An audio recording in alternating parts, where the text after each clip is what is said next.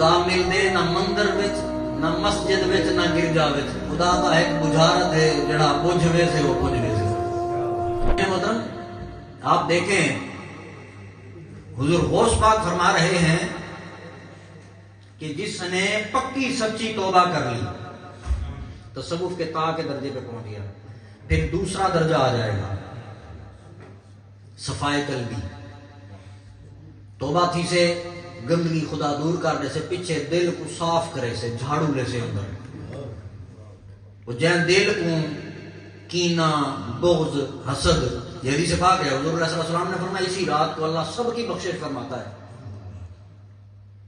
لیکن دو بندے دی بخشش کہنی تھی نہیں، ایک مشرک دی، دوجا کینہ پرور جڑا مخلوق خدا، ایک وہ بندہ جڑا خدا نال کہیں کو شریک کرے، دوجا وہ جڑا خدا دی مخلوق نال بغض رکھے، بغض رکھے مخلوق خدا نال رب کریم، بھئی میری محبت دے دعوے دار ہو، جے کو میں بنائے ہوں دی قدر نہیں میں کریں گے، تخلیق دی قدر کہنی تے خالق دی قدر ہے، یہ کی میں یہ سارا سلسلہ جڑا ہے وہ شاکر شجابادی فرمایا نا کہ خدا کا ایک بجھارت ہے جڑا بجھوے سے وہ پجھوے سے،